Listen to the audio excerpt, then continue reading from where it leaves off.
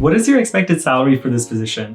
I was in a phone call with a recruiter and I got asked this dreaded question. Back then, the standard advice was not to give a number or a range. If you gave a low number, then you'd be stuck with a low offer. If you gave a high number, you may be outside their budget and then get rejected out of the process. I didn't know what to say, so I didn't say anything. Big mistake. I ended up getting a low offer and it was take it or leave it. So I ended up being stuck with that low salary for 2.5 years. I've learned a lot since then through my own experience interviewing for jobs and also through my experience as a hiring manager for 10 years interviewing other candidates. In this video, I'll share how to answer this question so you don't lowball yourself and get a well-deserving salary instead. We'll talk about 3 scenarios and stick around till the end because there's a bonus section where I'll share additional tips. Let's jump in. Scenario 1. The simplest scenario is if the company has listed the job salary range in the job description itself. Depending on the industry, the company, the location, some companies are required to list this range in the job description itself. Honestly, I don't know why most companies don't put this in the job description. This way, the candidate knows exactly what to expect in terms of the salary, and they can choose whether they want to apply or not. If the salary range is listed in the job description and the recruiter asks you what are your salary expectations, you can just say, in the job description, you have listed a range of X to Y. That range aligns with my expectations. Easy, right? Scenario 2. What if the salary range is not listed and you are asked your salary expectations? In my earlier story, one of the reasons that I didn't know how to answer this question is because I hadn't done my own research. So when I was applying for Riot Games, I decided to do some research. In the research stage, there are 2 steps that I would recommend.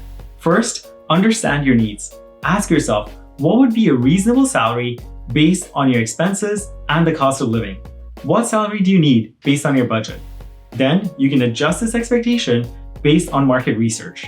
For me, I checked a game developer resource for salary range for my skills and experience. Nowadays, you can check sites like Glassdoor and Levels.fyi. These may not be completely accurate because they are self-reported salaries, but at least they'll give you directional data. You can also ask a mentor for input, or you can ask a friend in HR. This market research gives you leverage so you have data to back up your salary expectations. Another leverage is BUTNA, best alternative to a negotiated agreement. A BUTNA is your best backup plan if things don't work out the way that you want in a negotiation. By identifying your BUTNA, you gain leverage and clarity on when to walk away from an offer that doesn't meet your expectations. Unlike the first situation, this time I actually had a BUTNA. I had a current job and a current salary that I could fall back on. I knew that my new salary at Riot Games needed to meet a certain threshold for me to leave my current job. When they asked me my salary expectations, I didn't give a number or a range again. But this time, I asked to push this conversation to later on in the interview process. Have you ever tried pushing the salary discussion to later in the call? How did that go? Let me know in the comment section below. Here is a phrasing you can use. I'm really interested in this position. Though I've done my research, I'd love to learn more about this position, the requirements, my responsibilities, other benefits, and growth opportunities before giving an informed salary range. Can we revisit this conversation once I've gone through the interview process and learned more about this job? This gave me another leverage, data about the position. So I could adjust my range if needed. For example, if I had applied for a mid-level position and they were interviewing me against the requirements of a senior, that would give me data during the interview and I can adjust my range more towards the senior level. But by not giving a range up front, there is a risk that you'll go through this entire process and find out that you're way out of their budget. So it could end up being a waste of time for you and the company, but that's a risk I was willing to take. From a hiring manager perspective, I can tell you that it's rare that a manager can get more budget, although it is a possibility. In most cases, the manager has other levers that they can pull. For example, they can give you more equity, like more stock options. This requires additional approvals, but it is possible. So was it worth pushing out my salary expectations conversation to later in the process? Yes. Long story short, Riot had accommodated my ask because I had proven myself during my interviews. If you're finding value in this video so far, smash that like button. It'll help support the channel. Scenario 3. What if the range is not listed and you ask to delay the salary conversation to later in the interview process, but the recruiter still insists that you provide a number up front?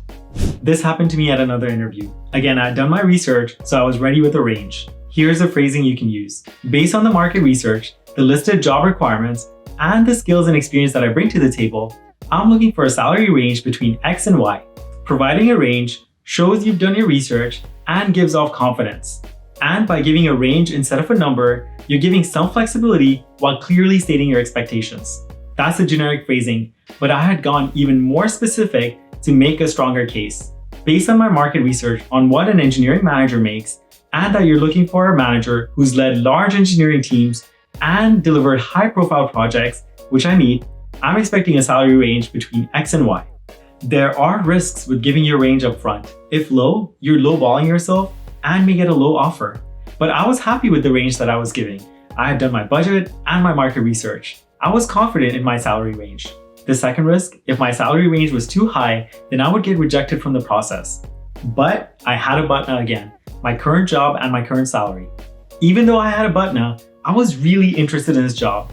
So I protected myself by giving a caveat. But this range is based on my limited understanding of the job requirements, and I'd love to revisit it later once I've gone through the interview process, learned more about the position, and you've learned more about my work experience. Again, I bought some time by saying let's revisit this later.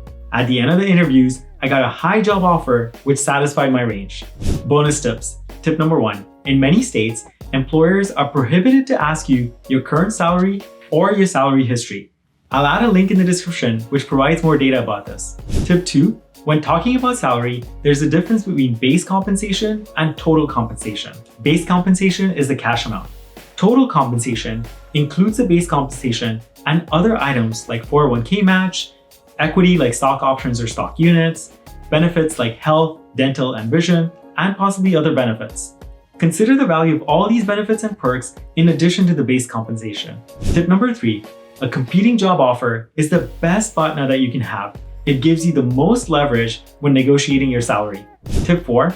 When they ask for your salary expectations, one other option that you can do is ask them what is the budget that you have allocated for this position. I usually don't like doing this because it feels like a cat and mouse game. If they are insisting on knowing my salary range, I would rather just share it and accept the risks. To recap, figure out what's a reasonable salary range based on your financial needs. Adjust those expectations based on market research. Have a salary range ready because it's going to come up sooner or later. If possible, push this conversation to later in the interview process. If not, give your salary range, but with a caveat that you'd like to revisit this later based on what you learn about the position through the interview process. Discussing salary can make us nervous, but this is your opportunity to advocate for yourself. If you've done this prep, you should be all set to have this conversation with confidence. If you'd like further help preparing for your interviews, you can book a one-on-one call with me. I'll link it in the description. I wish you the very best. You got this.